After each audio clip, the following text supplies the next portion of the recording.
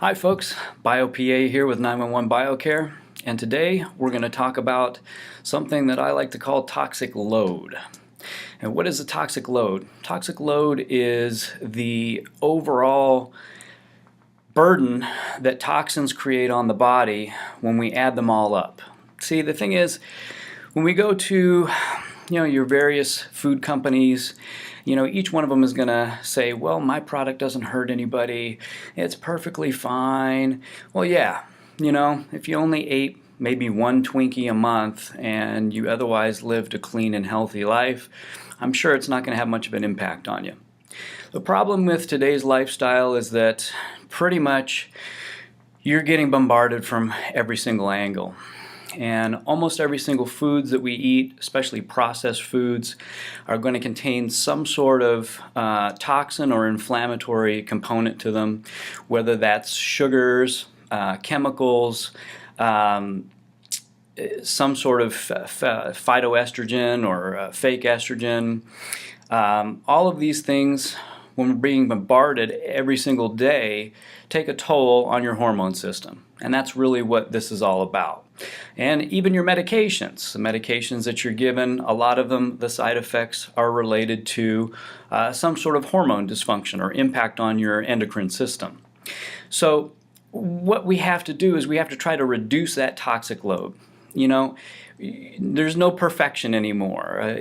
Science has basically told us that there's chemical contamination in every single corner of the world. No matter where you go, you really can't get away from it completely. So what we're really talking about, especially for people living in a modern society and in a city or anywhere in the U.S. or anywhere else, I guess, is that you can't get away from it.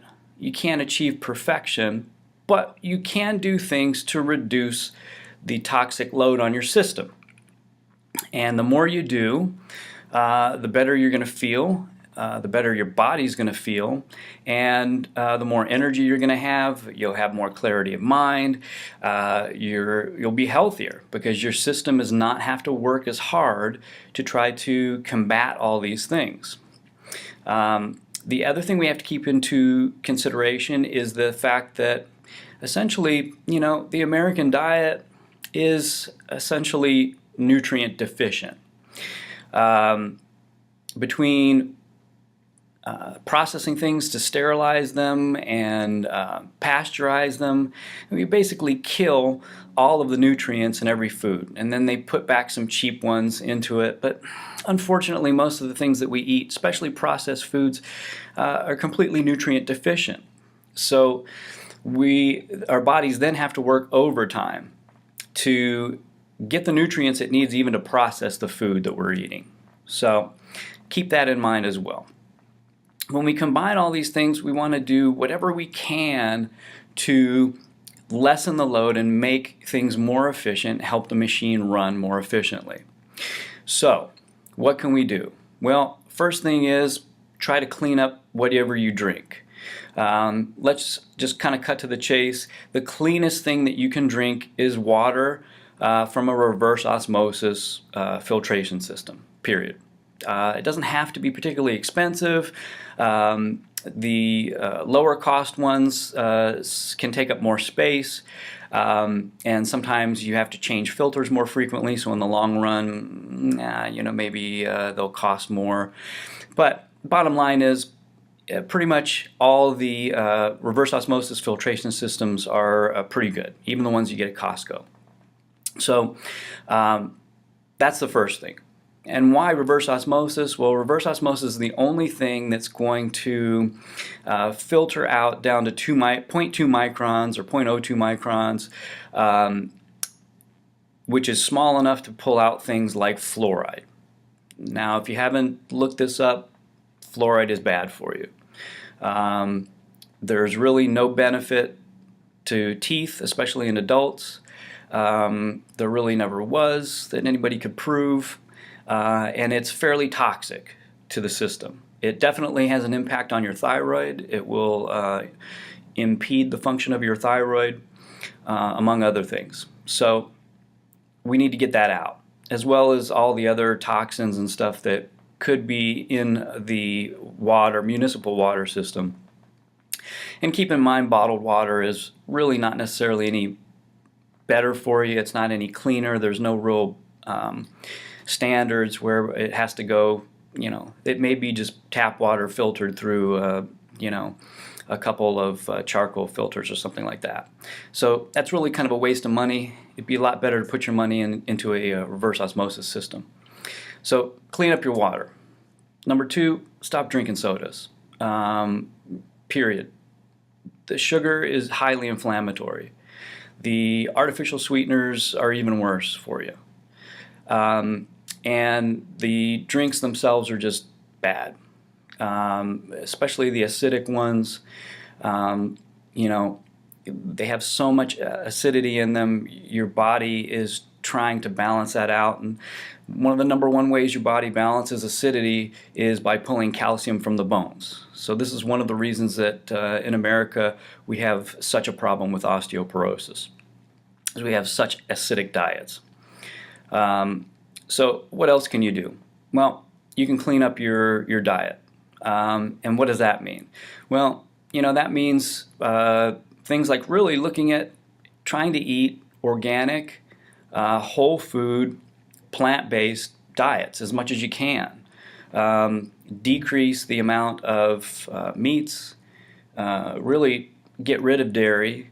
We're not cows. There's no reason for us to be drinking milk or really any milk products. And once you pasteurize milk, basically it's nothing but sugar water anyway, because you killed everything that's of any significant value in it. So it ends up just being inflammatory to the body. Sugar's inflammatory in any kind, even if it's lactose. So cut out dairy. Try to eat organic meats. Cut your meat consumption down. Try to use meat as flavoring, and eat more whole fruits and vegetables, and eat kind of across the whole spectrum. Try to eat raw fruits and vegetables as best you can, and as much as you can. Incorporate other things like adaptogens, like maca powders and raw cacao and things like that. Raw coconut oil is great, organic raw, of course.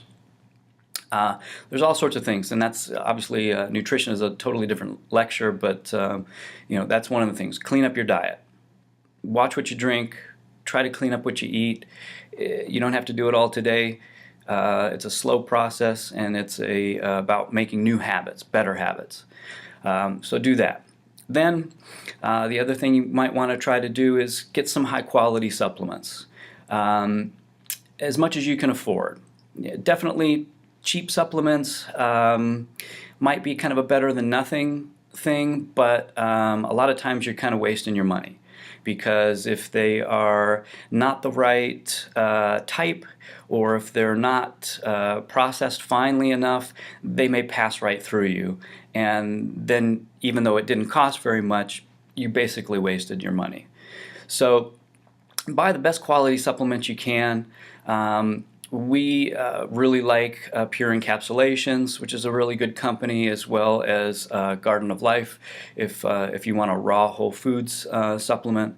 If you can't afford those, at least let those be your guide as to what is good quality. There are others. Obviously, we can't name them all, but buy the best quality that you can afford. And I know there's a lot of choices out there. You can always ask us. We'd be more than happy to help you, because we spend a lot of time looking into what's good and what's bad and what's really worth it. And you want something that's bioavailable. Why do you want to take supplements? Well, the bottom line is, as much as you clean up your diet and you can eat the best in the world, we still are running around and we still don't get all the nutrients that we need.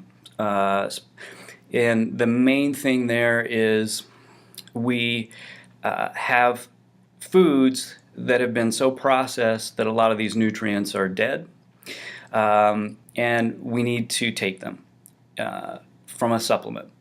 If you take rice, for example, white rice, The reason that brown rice is considered better than white rice for you is because that casing in the brown rice contains a lot of the vitamins, minerals, and other things required by your body in order to digest and process that rice. So when we strip that off, like we do with so many grains, your body then has to steal it away from somewhere else in order to process that food. So it makes your body work harder, and then where's it going to steal it from?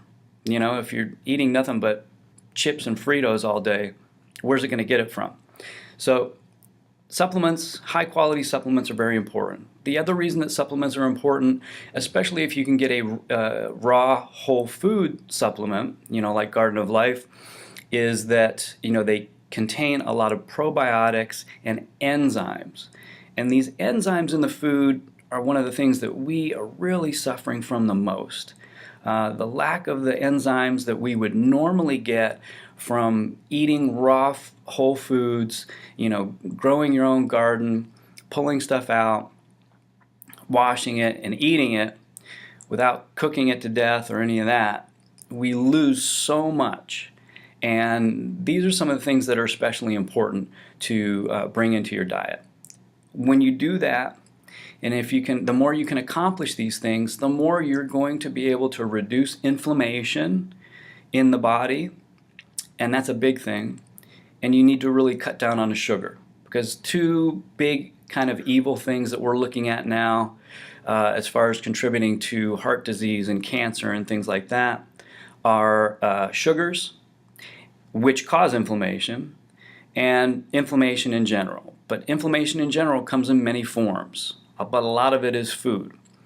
So remember, do what you can to reduce the toxic load on your system, and you'll feel better, you'll think more clearly, and hopefully you'll be happier.